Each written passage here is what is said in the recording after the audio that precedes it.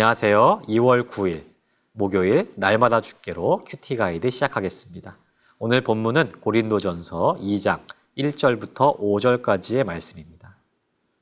누구나 사람에 대한 나름의 기준을 가지고 있습니다. 만약 누군가가 자신의 기준에 맞지 않으면 그 사람과 깊은 관계를 맺는 것을 소홀히 하게 될 것입니다. 혹은 그 기준으로 상대방을 판단할지도 모르죠. 고린도 교회 성도들은 신앙에 대한 나름의 기준을 가지고 있었습니다. 또한 자신들의 신앙을 가르칠 지도자들에 대한 자신들만의 기준도 가지고 있었어요.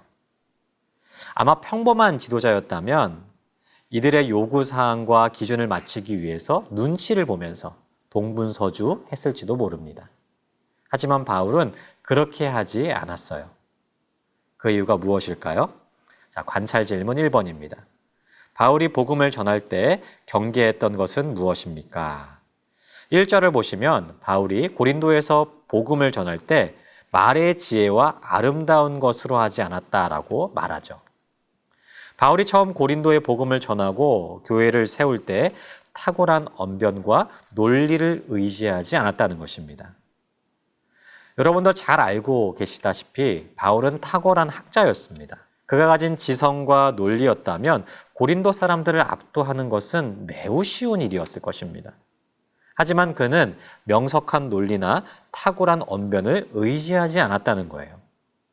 왜입니까? 결국 그가 의지해야 될 것은 자신의 지식이 아니라 복음, 그 자체가 가지고 있는 능력이었기 때문입니다.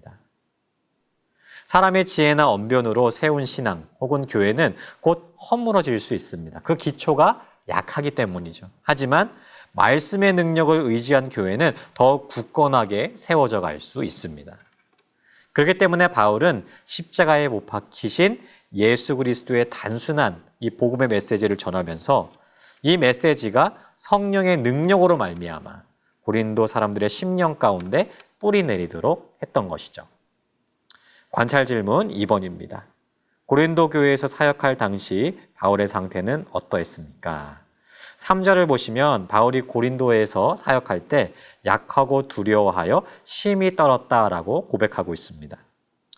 여기서 약하다라는 말은요, 육신의 질병을 가리킬 가능성이 높습니다. 바울이 여러 질병들을 가지고 있었거든요.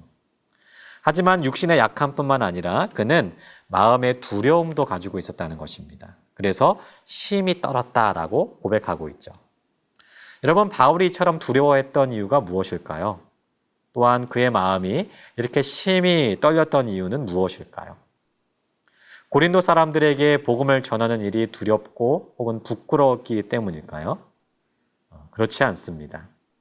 이미 1절에서 살펴본 것과 같은 이유 때문이었어요.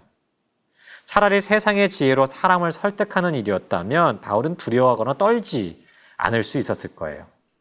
오히려 이 일이 하나님의 일하심, 하나님의 역사하심이 없이는 안 되는 일이었기 때문에 그것을 너무 잘 알고 있었기 때문에 겸손한 마음으로 두렵고 떨림으로 하나님 앞에 서 있는 것이죠.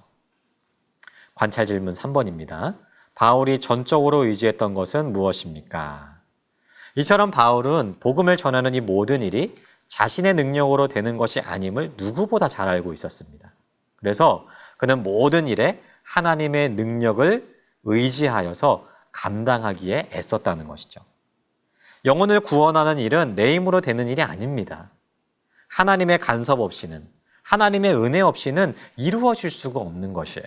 그래서 바울은 누구보다 겸손하게 하나님의 도우심을 구하면서 그의 능력을 의지할 수밖에 없었다는 것입니다. 자, 여러분, 정리하면 무엇입니까? 고린도 교회 성도들은 자기가 가지고 있는 지혜 혹은 지식, 신앙의 수준을 의지했던 사람들이에요. 그래서 지금까지 자신들을 지도했던 바울마저도 자신들의 그 기준으로 판단하려 했습니다. 하지만 그들은 자신들의 기준을 자랑했을지는 모르지만 오히려 그러한 태도는 교회 공동체를 약화시키는 결과를 낳고 말았어요. 오히려 바울은 그들보다 월등한 지식과 신앙의 수준을 가지고 있었음에도 불구하고 자기의 능력을 의지하지 않았습니다. 오히려 그럴수록 더욱 겸손하게 하나님을 의지하고 그분의 능력을 구했다는 것이죠. 오늘 이 말씀으로 우리 자신을 한번 돌이켜 보았으면 좋겠습니다. 교회 공동체에서 신앙생활을 하면서 때로는 내 지혜와 능력으로 교회를 섬기고 세워가려고 할 때가 있는 것을 보게 되죠. 물론 하나님이 주신 은사와 기회에 감사하면서 이 모든 것들을 사용하는 것은 잘못된 것이 아닙니다. 하지만 혹 우리가 하나님이 주신 것으로 교만하게 된다면, 그래서 내가 가진 것으로, 내가 가진 능력과 힘으로 공동체를 세워가려고 한다면 거기에는 문제가 있다는 것입니다. 그러한 신앙의 태도에는 결국 사람의 능력, 사람의 자랑만 나타나게 될 뿐 하나님의 능력은 나타나지 않게 될 것이기 때문이에요.